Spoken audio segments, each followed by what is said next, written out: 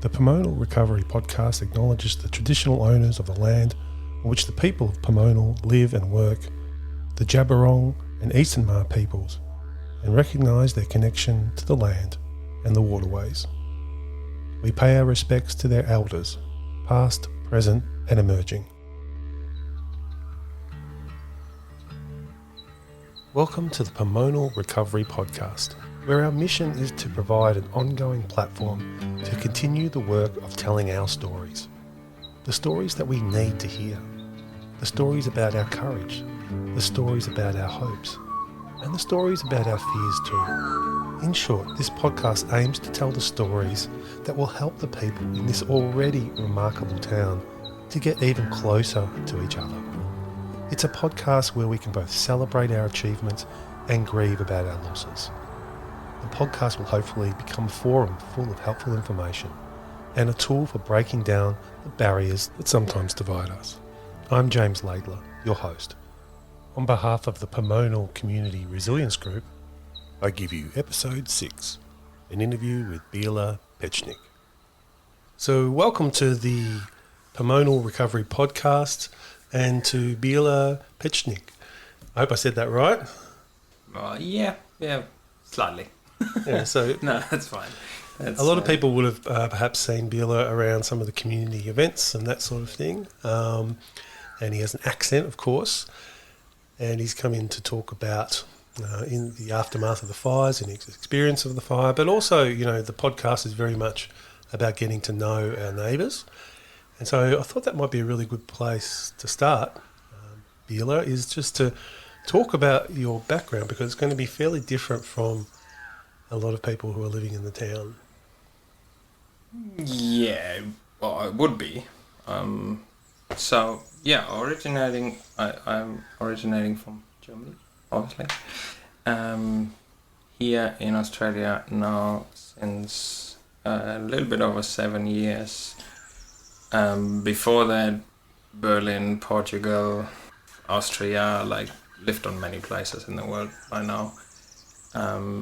I enjoyed here. We were in Fremantle first. Well, we were traveling for 2 years first, and then I lived in Fremantle for 3 years, what was pretty awesome too. It's an awesome place. And this is with your partner, your Australian partner? Yeah, I met her around about 5 months into my Australia journey, and partly we did that together, and partly we just jobs and studies drifted. We had to be in different places and would see each other every 2-3 months at the most, maybe.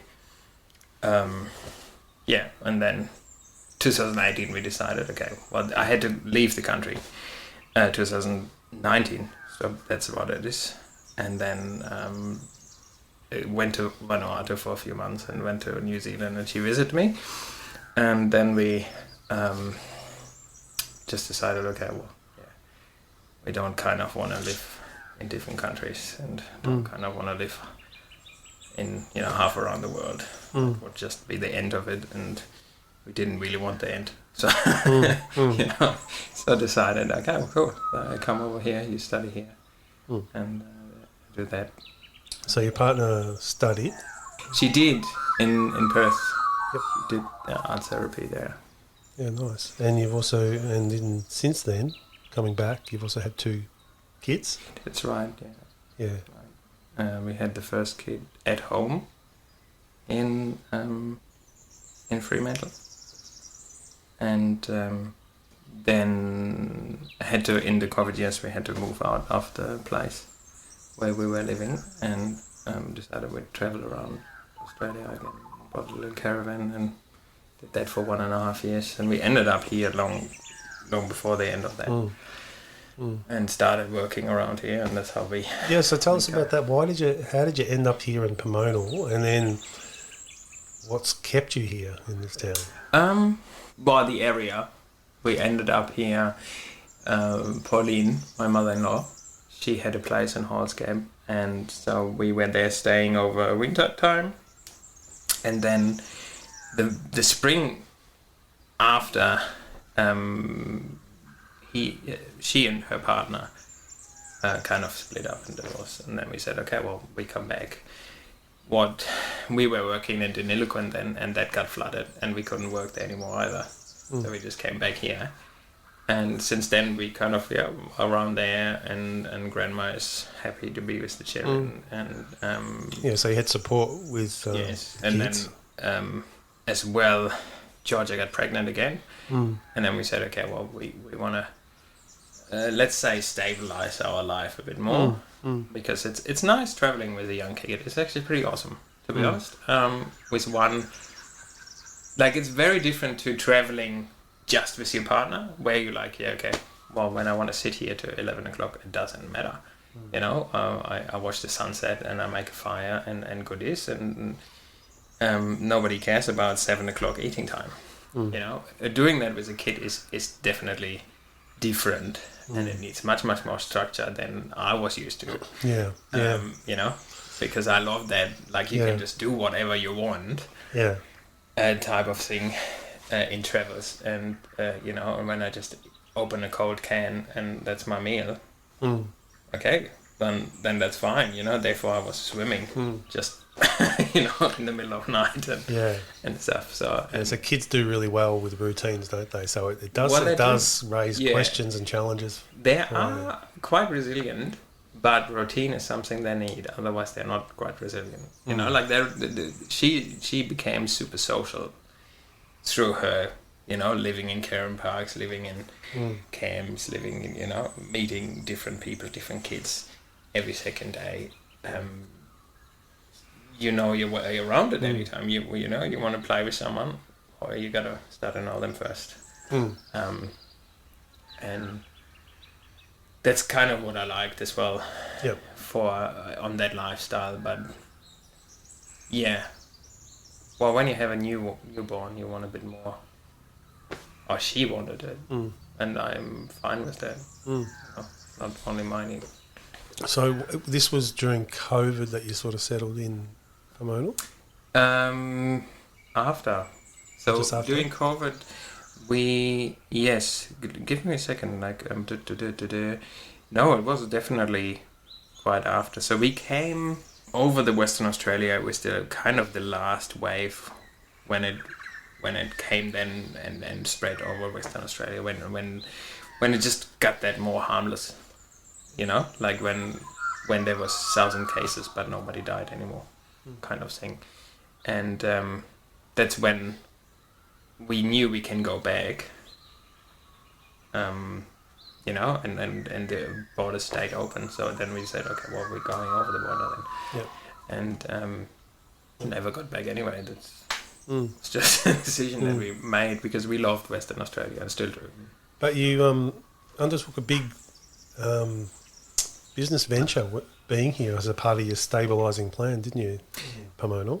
Yeah, it was a bit, you know, with Pomonal Cottages. It wasn't really a plan. It's just grown into that because,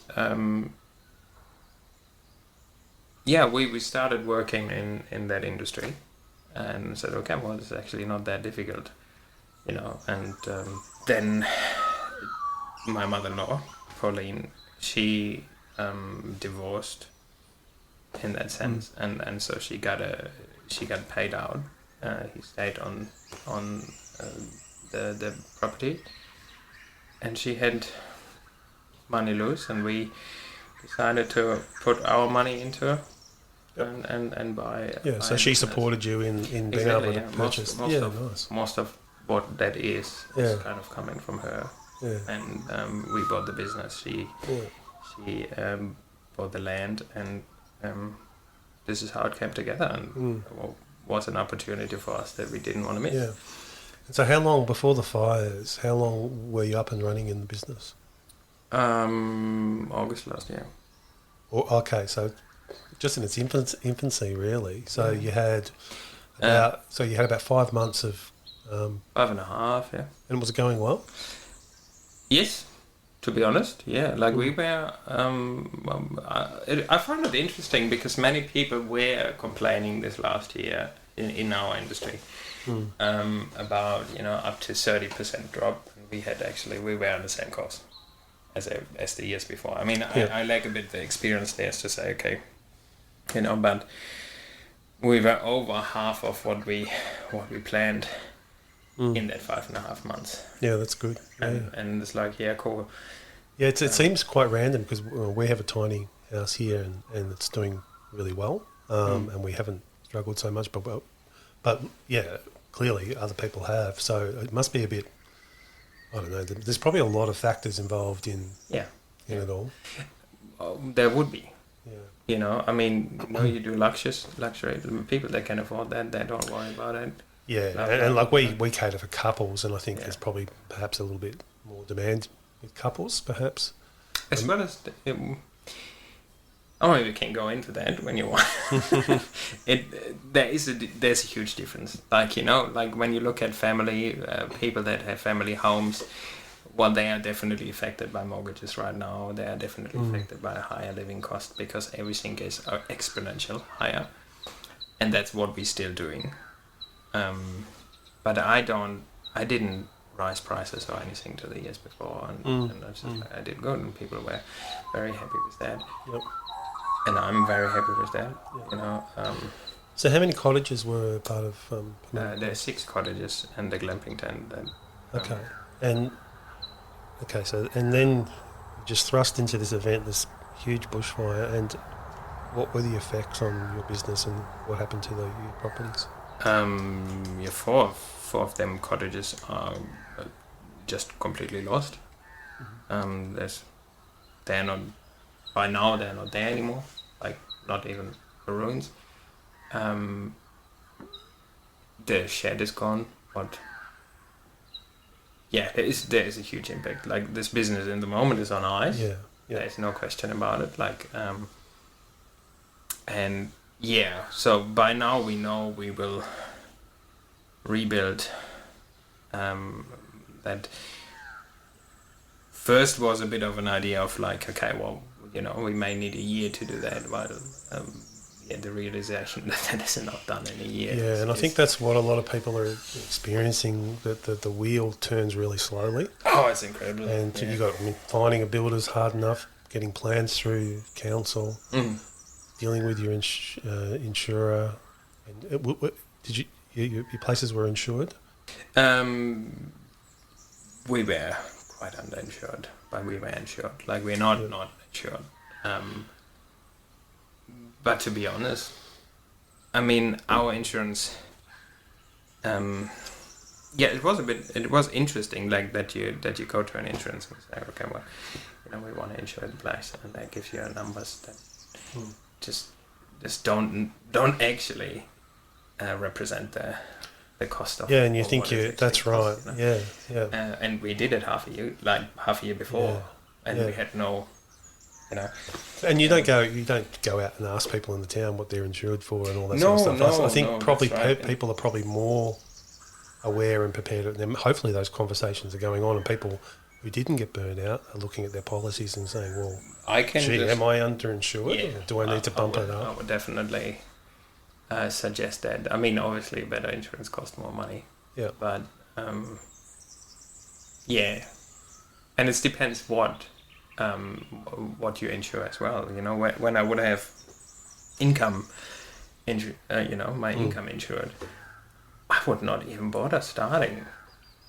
In a way, because it's like, well, they would push me by far, because it's like, well, that's thousands of dollars that you miss out on, and then you don't need to push yourself, and that was my kind of first reaction. After the fires, that was my first reaction. It's like, okay, right, accept it, go and do what you got to do, to ensure, you don't miss the train of, there's a certain period after a fire where, like, it's easier to get permits, it's easier to deal with people, because, well, everyone knows your situation, and everyone tries to get get the best for the town and best for the people. And it's like, yeah, that's, for me it was clear, okay, well, I need to function now. What I tried to do, and what I did, I think, relatively well for the first 4 months, where I know there's very other different approaches in that, you know. Other people is like, well, you go more into an emotional approach and say, okay, well, let it just sit for a while and feel into it. So your initial response, you're saying, was you got busy. Yeah. For me, that was what I felt I had to do in that moment as well. You know, not just sit back and say, okay, well, you know, no, okay, this is the situation. Well, walk us through that emotional journey then. So initially, you roll up your sleeves, but has there been hard times? Like, what's the journey been like? Yeah. Not just for you, but for your partner and your kids. And you see, this is the thing. I mean, especially in this situation where we are having the 2 kids, you know, with the grandma that as well lost her house. I mean, we lived all in one bigger house. With Georgia, we have, in that situation, we have different priorities. You know, just by nature, like what are, you know, I'm as nature that my provider came up and said, okay, well, we got to make it happen again, you know. While in Georgia, that would be more, okay, well, now we got to care on our family first and stuff. And both is right, both is not wrong. You know, that there's no wrong or right in that situation. Yeah. It's just a very different approach. And obviously it has grinding points. You know, and because, you know, I'm pushing in this direction, try to inspire into, okay, well, let's do something. Let's make it a beautiful place again. You know? And there is no energy to go with me in the inspiration, for example. You know, because the energy flows then into the kids. The energy flows then into to making the nest first. You know, the inner core of beauty. And it is interesting. It is an interesting journey. It is an interesting to see the different approaches that people have in that situation. You know, how do you deal with this stress situation that throws you? Well, has it? And you don't have to answer this, of course. Does it cause stress at times at home? I mean, in terms of like finding a place to live and all the uncertainty and stress. The financials. And no, it is stressful. Yeah, it's definitely stressful. Like on you know, let's say, I just speak for me. You have only a certain capacity as a human being, you know, and just trying to juggle, let's say permits, let's say builders, let's say, you know, all that, plus doing the work on the land, plus trying to be the best person for your family at the same time. You will not achieve that all. You will not achieve that all. You're neither the best person that you can be for your family. And you'll have bad moments and fail at times too. You definitely, you know, you are stressed. You are on the edge sometimes. So have you found that you've given each other, Georgia and yourself, like that sort of space when you've needed it, and, you know, understanding that? I think yes and no. You know, there is this moments where you do that. There's this moments where it's clear to say, okay, we need a break. We need to go step back from it because it just takes your mind over. You know, like you literally go, okay, you think on one thing to do, and then you start it, and then halfway there you turn around, do something different, then another thought comes, and you're just like, well, I ran around this place now for 3 hours and didn't even finish anything. You know, so it's just like, because there's so much to do and your mind is just overwhelmed with all that, like it's just an impulse thing, because you know there's another job, you know, and there's another job and there's another job, and just to focus, you need a break sometimes, and we trying to put that in, and we had to structure our life by days. Like, okay, this is a working day. this is a day for the family. Like, just see with Rael, for example. She had half a social life, or even 70% at that place. We had young guests. We were a family-oriented place. We slept 6 people per cottage. There is rarely a time that there wasn't kids around. You know, at her age or older, she would have immensely much attention, social interaction there. She was quite incredible after the fire. She's like, well, yeah, then we build a new one. You know, then we do this and this. It doesn't affect her. What affected her is that it changed her life in the sense of she can't just go out and on a play park and see the people out there and building another sandcastle. Now, as parents, you have to fill that gap. You know? As parents, you're like, okay, what do we do for it? Where's a play group? Where's another... you know, let's do swimming lessons instead. Let's do something instead. So this takes 2 days now of our week. Because with swimming lessons, we have to be both there. You know, like things like that. Fill their needs out of a sudden. They become much different as well. You know, and it's not easy to juggle. It's really not easy to juggle. Like the amount of planning that goes in a week, that's not something we're used to. You know, we are free spirits going in a caravan around Australia. But you definitely sound like people who intentionally try to live well. Yes. And try to be thoughtful about and mindful about what you're doing and what leads to a happy, and healthy life. So, definitely, yes. Yeah. Absolutely. Yeah. And I think that's good because, you know, sometimes we can all slip into autopilot, so to take some sort of conscious control and to be talking about these things and trying to find solutions, that's really positive. I think this is the thing. I think that's fine for a while too. You know, like concentrating on a job is fine for a while. With family, this while is not as extended as it once was. With that situation, it's even less extended. You know, so it's like, caring on your own emotional well-being. As well as that of your family, in the moment takes 50% of our time. Yeah, straight out. Well, let's talk about then some of the things that have nurtured you through. So, being a part of the Pomonal community, like what have you done outside your family? What have you found yourself? How have you charged your battery? Where have you looked for support, and has there been support in the community? And what have you done to sort of help you on that journey? There has been an incredible amount of support in many ways from the get-go, really. It's, just like, look, the Progress Association, for example, just being there, jumping straight in, saying, okay, well, we can manage that, and we do, and we were incredibly lucky that it even existed. Like so many smaller towns wouldn't even have an operational body that can do that in the first place. Then Mike, for example, he was in the last 2 months so often at our place with that tractor. So who's this? Jill's husband.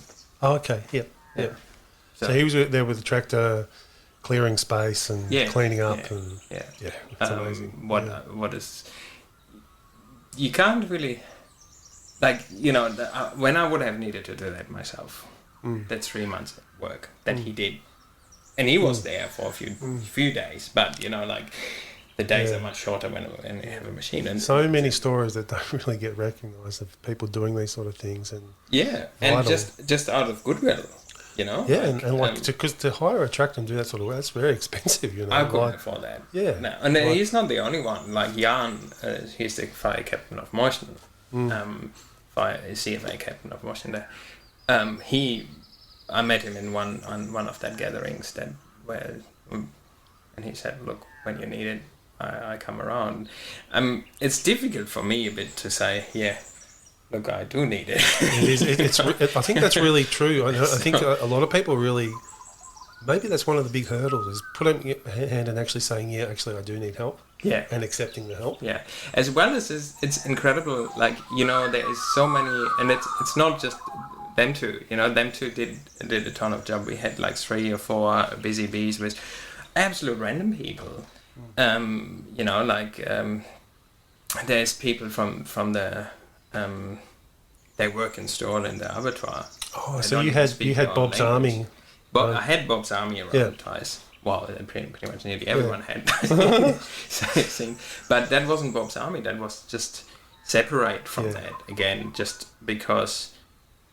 And for those who don't, patient of Pauline had blah blah blah, and she teaches them English and blah blah, and that's how it came together. And they're just like, yeah, well, we're coming around, and that is amazing. Yeah.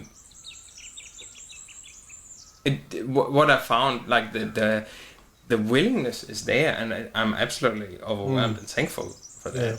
Yeah. I'm actually so far overwhelmed that I, anytime got to that state, don't even know what to say anymore. Did you have some fencing done? Yeah. From Blaze Aid? Yeah. Yeah. As well. Yeah, so I was at a place this morning that's had a bit of work done with Blaze Aid. Yeah, it's pretty amazing. I mean, I'm in a situation where I can't just say no. You know, it's like, no, that's actually the thing. I have to do it myself. And no one would begrudge you that. Finances aren't there to. And I think most people would say, ask, do it. Like, you know. But the weird thing, the individual themselves often goes, well, I don't want to. But like, everybody's going, yeah, get some help, you know. And look, this is the thing. In my journeys and in my life journey, I had to learn say yes, you know. Or I had to learn. Look, when I was small, like a child or like, you know, teenager, blah blah blah, I would be the one that gives and gives and gives and gives, and up to an unhealthy state in that. And then I had to actively learn. Okay, that's not how it works. You know, like you just burn yourself out. But isn't it interesting, because I think we learn that, or we think the virtue is that you are a great person when you're a giver. And give but you're actually giving when you receive, because you're fostering goodness in other people, and you're encouraging that flow in society, and that's a pretty significant thing. It's actually a virtue in itself to actually be able to say, yeah, I need help. Yeah, as well as it's both. You know, it's like it's just needed. It's an exchange. Like in life, everything is an exchange, and I'm feeling in that way in the moment. Yeah, well, the exchange is not totally given, because, well, you know, 80% of my energy goes into my family. The rest of it, I kind of being very busy in mind, and I'm not in the situation and position to give that back right now. I'm not. It's not that I don't know that, you know, and it's not that I don't absolutely value, and I'm totally thankful for all the help that comes in. That's not the case. I'm just so full that I don't, you know, that I'm like, I don't even know how to react on it anymore, because it's like. But it has an impact. You know, when you receive generosity, though, like for the rest of your life, you'll be looking for opportunities to play that. You know, to pass on that generosity. Like it changes you and orientates you towards the world in a different way. Yeah. You know? Yeah, and you know, you start trusting into the goodness. You know, like and that's definitely there. Yeah. You know, there's certain points that it is there, and then there's other points where it's like, you know, like you as well, in the situation, running on adrenaline since 6 months, 7 months now.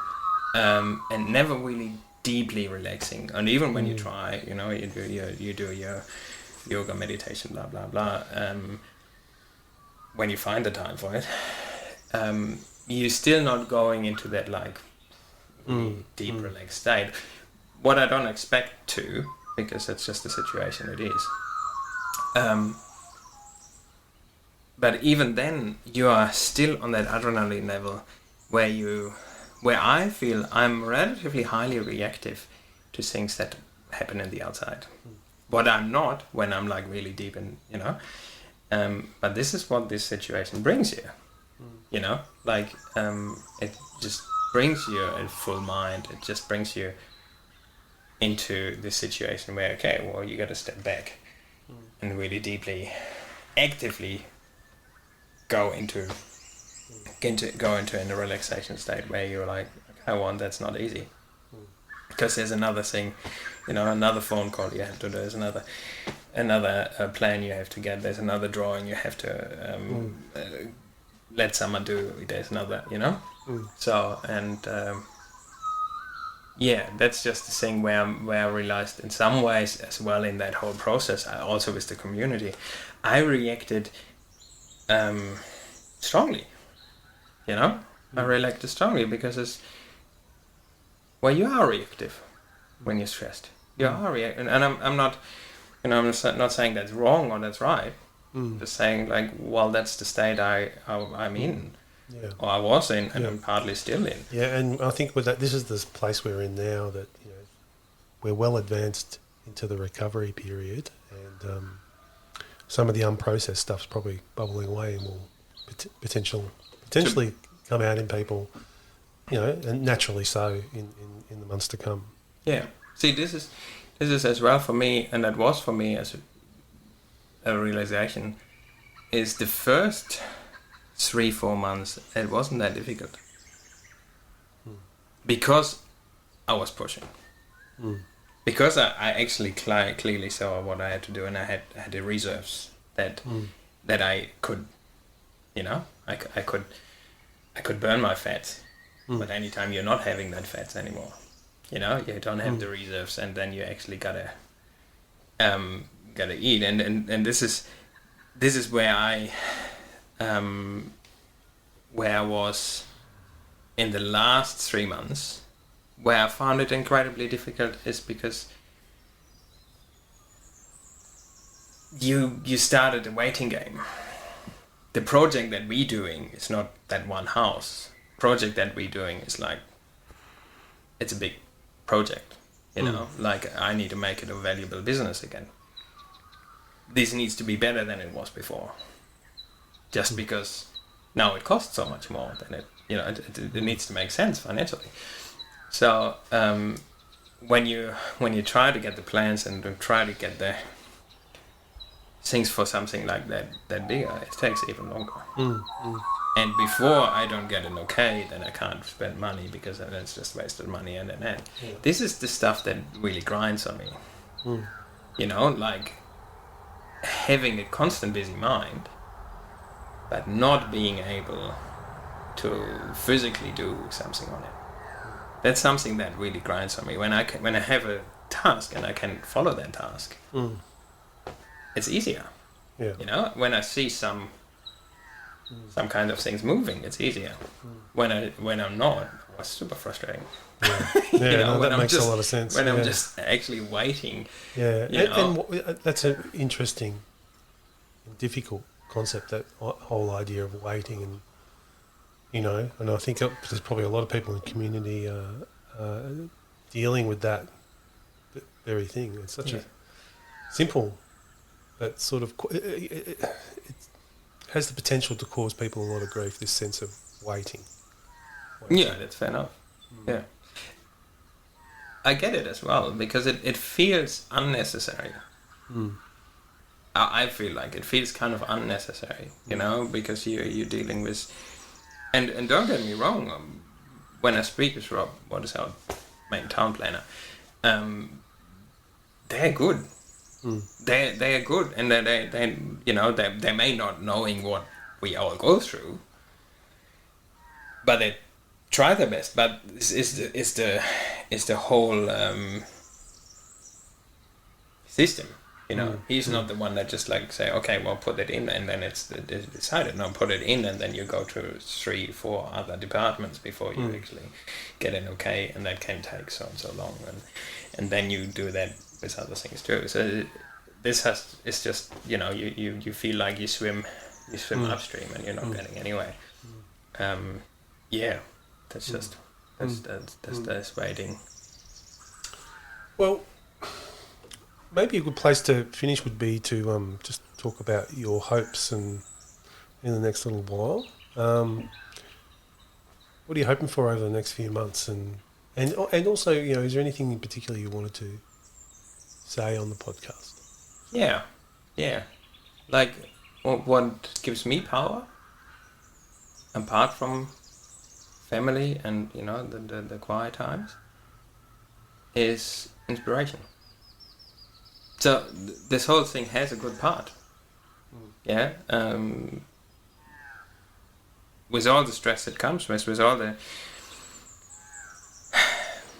with all the stress that comes with, it has a good part. Like, what I decided to do on the land now for us, is we put an orchard in. We just wanted to build something up. We still didn't, as well, because we didn't know we can get there without certain yeses from certain departments and an end. We just wanted to build something up for ourselves, and now I have an orchard with 20, That's nice. Yeah, great. 20 trees that hopefully in 2 years have some fruit for me, and there's a garden coming in, and there's amazing ideas about what to do now with the place, and how to get there. Yeah. And we wanted to do the yurts, and we do the yurts. Like, I have bought them, I've paid for them, I have them on the land. I hope I have the permit soon. And then we live 2 years in a yurt as a family. And when we like it, and we have a second one that we can rent out, that's our business then. And it can grow much, much easier than building, $400,000, $500,000 places.